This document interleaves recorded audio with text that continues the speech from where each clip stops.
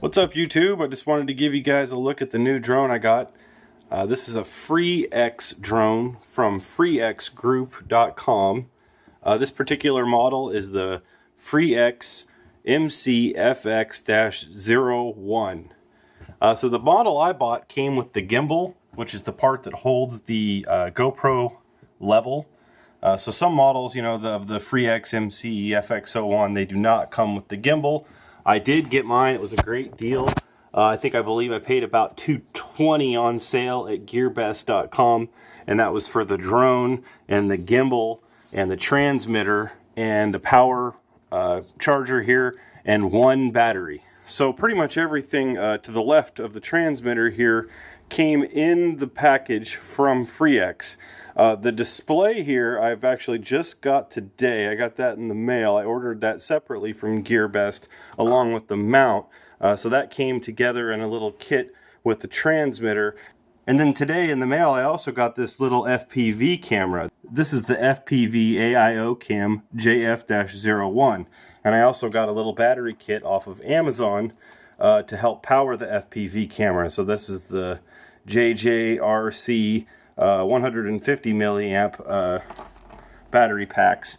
So it's a 5-pack of batteries, comes with a little USB charger, and you can see I've already got one hooked up here to the FPV camera, and it's transmitting to the new display on channel 4. So it was really effortless to get it hooked up and working. I haven't actually got it attached to the quadcopter yet, to the drone, but I don't think it's going to be too difficult. I haven't really got any idea on how I'm going to do that yet, but I do want to show you some of the other mods I've already done to the quadcopter.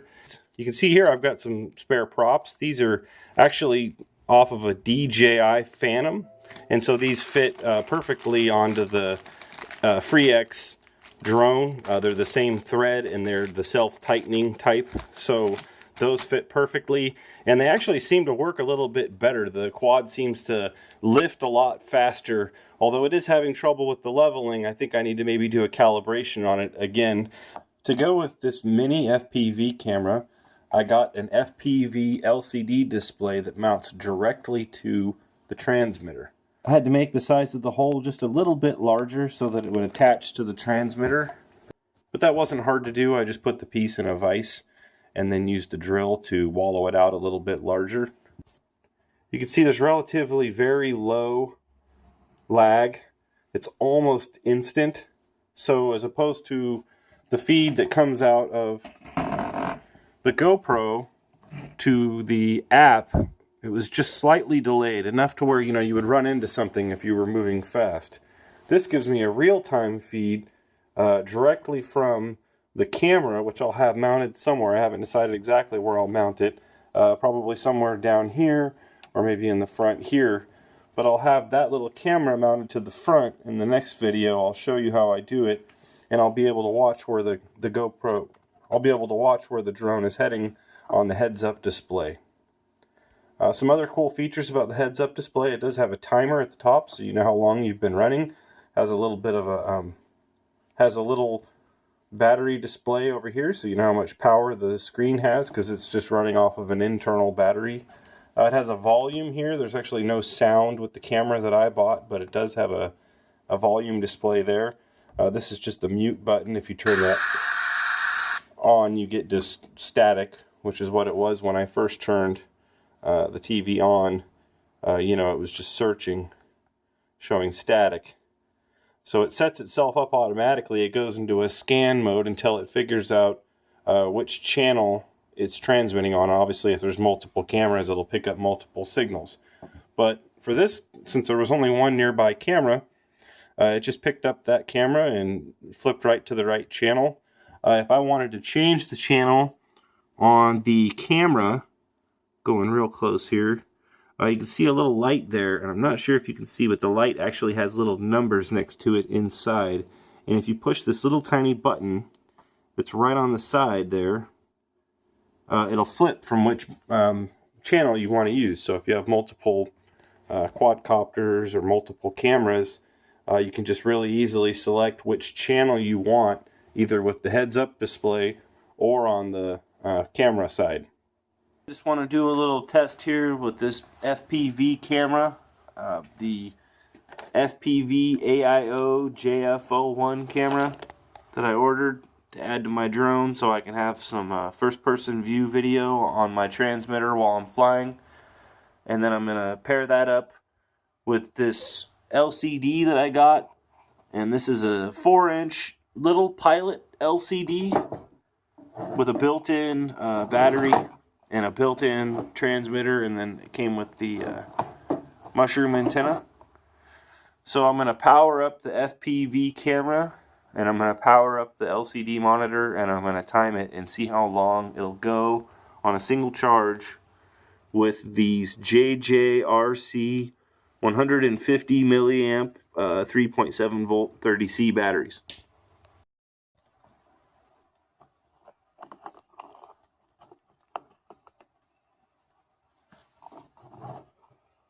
See the red light on?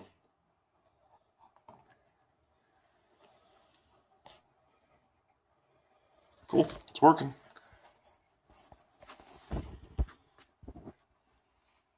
So now you see the little red light flashing on the back of the FPV camera, and the counter is going up. We got 19 seconds, so we'll just watch and see which one gives out first.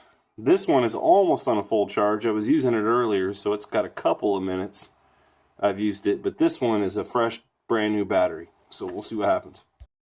Alright, just a quick check-in video here. We're right at the 10-minute 30-second mark, so looks like both the camera and the monitor are still running. The display is at about half battery, but again, I used it before this already. But the camera at 10 minutes 30 seconds is still working. Camera is still working at the 10-minute, and looks like almost 11-minute mark now. So we're just going to keep an eye on it and kind of torture test this little battery to see how long it will go on one charge with the little FPV AIO camera transmitting to the LCD, which is just, you know, right in front of it. So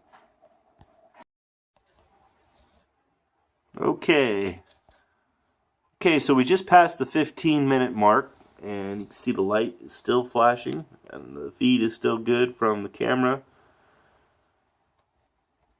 So the 15-minute mark is really good because that is how long the drone battery is rated to last. The FreeX MCFX01 that I have with the battery that I use that it came with, it's rated to last 15 minutes. So it would have probably made its descent by now if I was driving it, and yeah, cool to see. I'm curious to see how long this is going to make it. I wonder if it'll make it all the way to 20 minutes or not.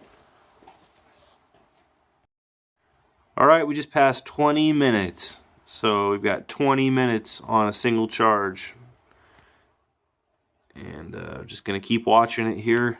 Hopefully my LCD doesn't die before the FPV camera battery does.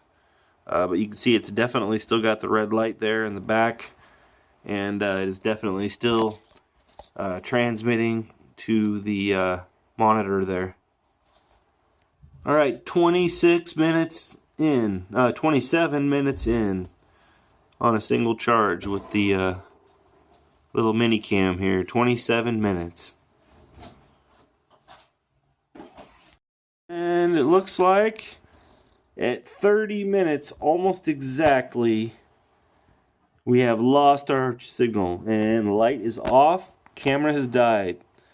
So this little tiny battery here, it's a little bit bigger than maybe a postage stamp. You know, I mean, it's as big as the end of my finger. Lasted 30 minutes transmitting to the LCD here with the mushroom antenna on it, just a few inches away. So I don't know if distance would change that, you know, if we had the screen and the drone flying. But we know it'll at least go 15 minutes, which is the life of the battery on the drone.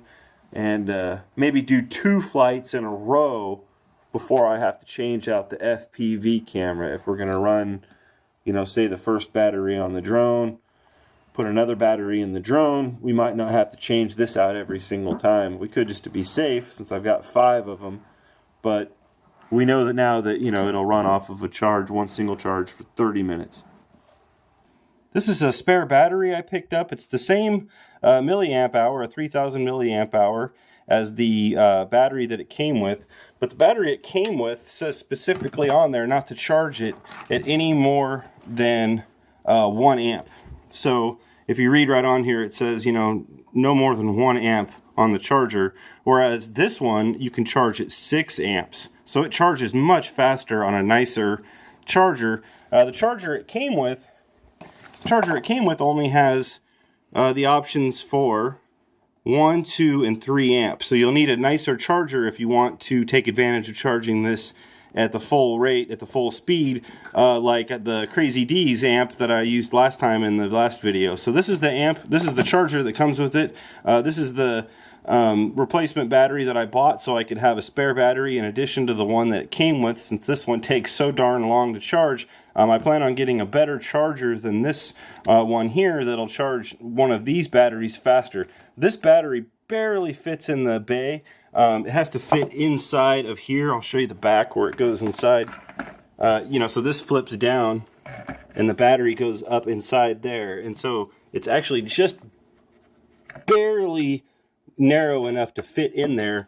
And that's why I'm not actually going to even try. This battery is just too wide already. It barely fits in there. So I don't think a 3500 milliamp battery will fit inside without doing at least a little bit of modifications to maybe make the battery housing larger. So there's my new drone, the FreeX MCFX-01. I'll be using it for trail blogger videos. I'm really excited to use it. I've already used it with a couple of videos, but I'm looking forward to adding the FPV camera so I can see where I'm going from long distances when the camera's, you know, out of eyesight. I'll still be able to kind of keep an eye on where I'm going and hopefully avoid running into any more trees in the future.